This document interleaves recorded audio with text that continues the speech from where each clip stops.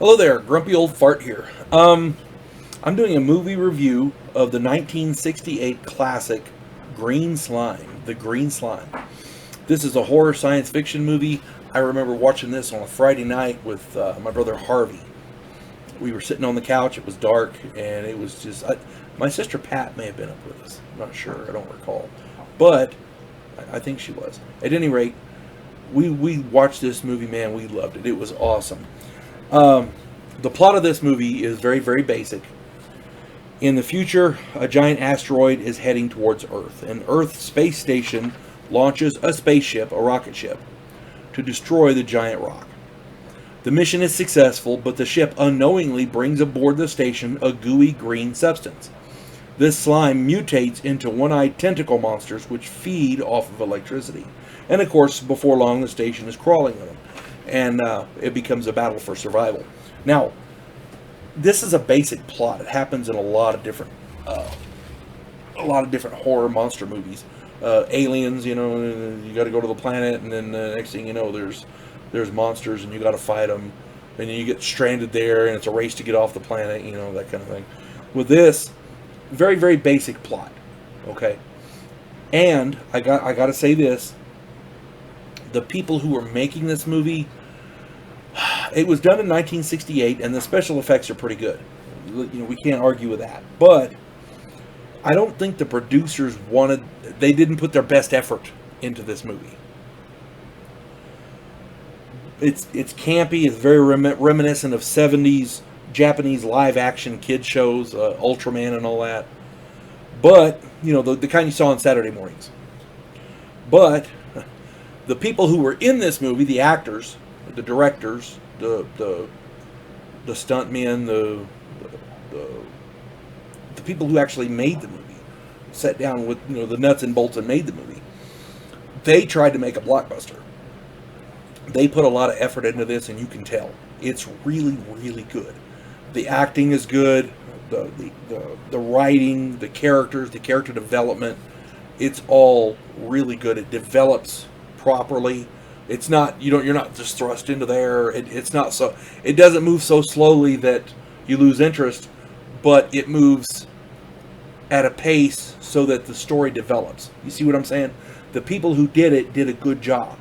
The people who produced it, I guess, paid for it or whatever. Somebody involved in that end of it didn't take the movie real seriously, and it was a pretty big movie for the day. But it's, again, the acting, the plot, the characters, character development, the writing, they're all much better than the film actually called for.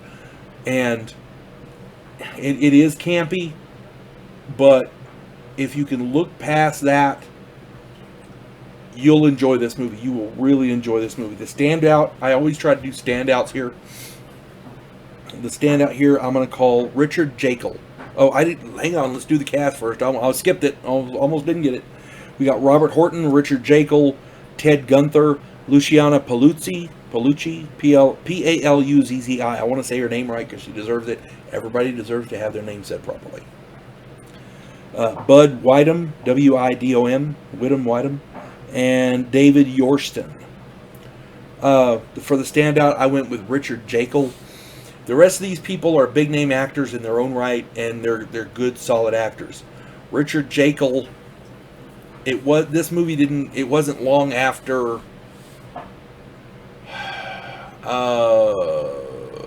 World War II picture, The Devil's Brigade. I think two cats were having a death match outside my window. At any rate, Richard Jekyll plays Commander Vince Elliott. And Richard Jekyll, I want to say it wasn't very many years before this that he starred. He was one of the main players in The Devil's Brigade, which is, by the way, I did a movie review of that. Great war movie. Okay. Richard Jekyll plays Commander Vince Elliott, he's hard-nosed and he's a dedicated astronaut, very dedicated military man, but he's not as experienced as the main character, and he does make a few mistakes, but he makes up for it in the end. And Richard Jekyll is one of those I guess, underrated actors. He's much better than what people allow him. He could have been the star of this show easily. He's such a great actor.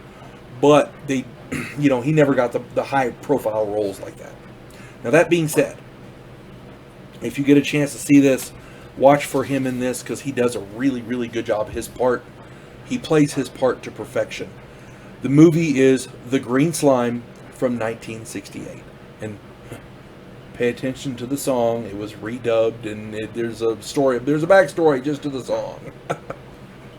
It's one of those ridiculously over the top, swinging 60s,